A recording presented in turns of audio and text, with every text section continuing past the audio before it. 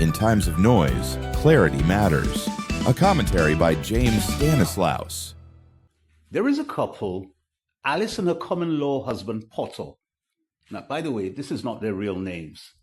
Both in their 50s, living a life that is neither rare nor exceptional, but increasingly typical in modern St. Lucia. They are not reckless people, and they're not idle by choice. They are simply caught in a system where survival depends less on institutions and more on proximity to political favor.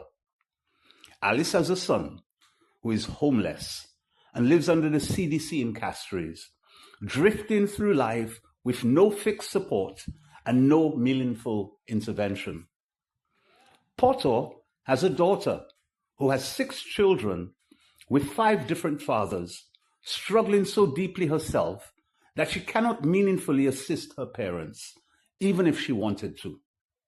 Between them, there is no family safety net to fall back on, only layers of inherited hardship. Alice and Potter are unemployed, not because they refuse to work, but because opportunity is scarce and informal labor has become the default economy of the poor in St. Lucia. Alice sometimes hand washes her neighbor's clothes for a few dollars, standing for hours over buckets and basins, stretching effort into income that barely lasts. Potter picks up hand-to-mouth jobs when it appears, odd jobs, short stints, temporary labor, step program, never enough to build stability, only enough to postpone collapse. They live in a house with no electricity and no running water. When it rains, the roof leaks like a sieve, turning the shelter into another daily challenge. And even that roof, basic, fragile, unreliable, depends not on a functioning housing authority or a robust social protection system, but on whether a politician is willing to intervene. Access to social services does not come through clear, transparent processes or guaranteed rights. It comes through recommendation, through recognition, through being on the right side of the politician. Meritocracy does not exist in access to government services. Need is not the deciding factor. Alignment is. And when support is filtered through loyalty rather than law, dignity quietly disappears. Then one night, their already fragile lives are violently disrupted. Potter is struck by an unlicensed drunk driver.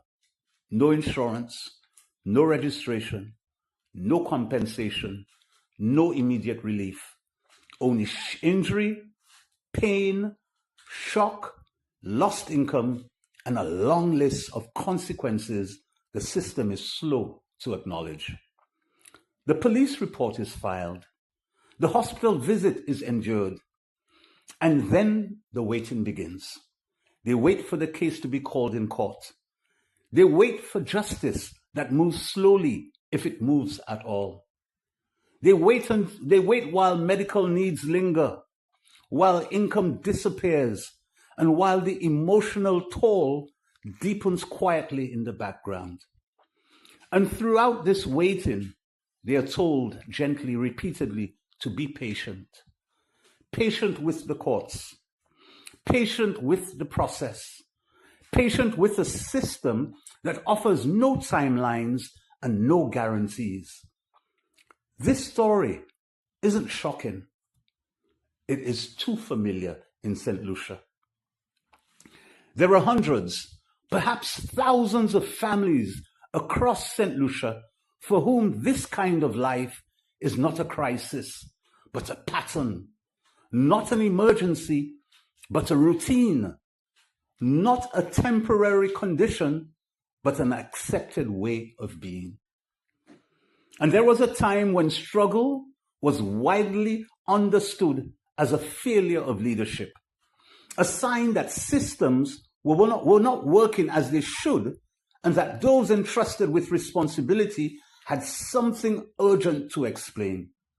Today, struggle has been repackaged, renamed, and presented to us as resilience. We are told almost daily that times are hard, that everyone is feeling the pressure, that these challenges are global, unavoidable, and largely beyond the reach of local decision making.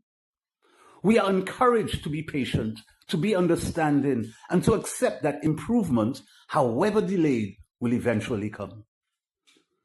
And slowly, quietly, almost without resistance, what was once unacceptable becomes expected. High prices are no longer treated as a crisis demanding intervention. They are described as a new reality we must learn to manage. Broken systems are no longer framed as failures requiring accountability. They are reclassified as challenges that simply take longer than promised. Delays are no longer questioned with urgency. They are explained so often and so calmly that explanation itself begins to feel like progress. And somewhere along the way, explanation replaces correction. We learn to live with what we should be demanding answers for. And we adapt, not because things are right, but because endurance becomes the only option left on the table. St. Lucians are praised constantly for being strong, adaptable, and resilient, as though these qualities alone are sufficient compensation for lives spent navigating systems that strain rather than support.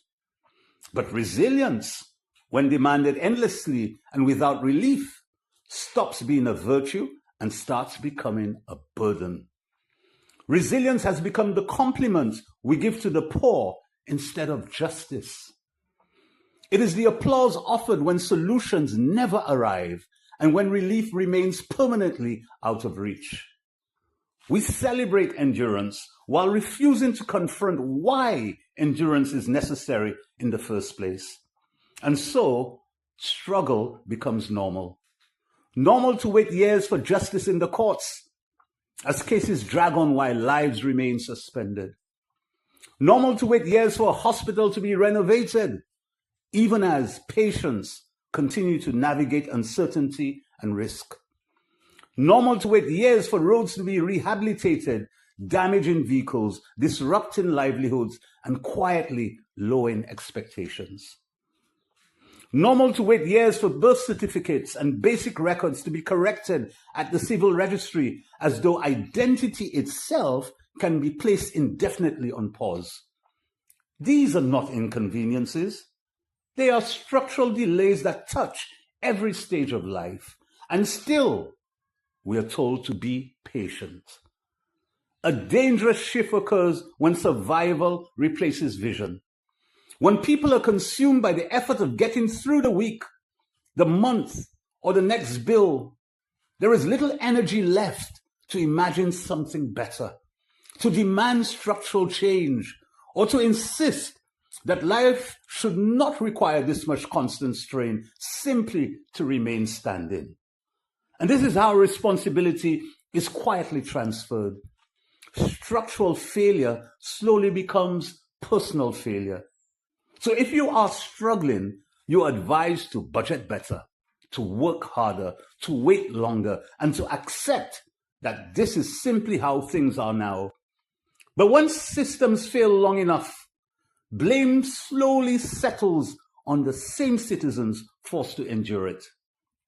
And this is not accidental. This is how normalization works. What shocks us at first, we eventually tolerate. What we tolerate long enough, we begin to rationalize. And what we rationalize, we stop questioning altogether. A nation should never grow accustomed to struggling, because a nation that normalizes struggle will, in time, normalize injustice. And injustice, once normalized, no longer outrages.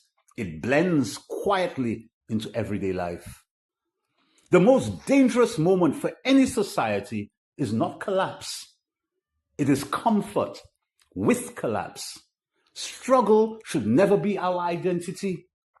Endurance is not an identity, and survival on its own is definitely not success. I want to thank you for listening. May God bless you, and may He continue to bless those who are struggling in our beautiful isle, St. Lucia. One love.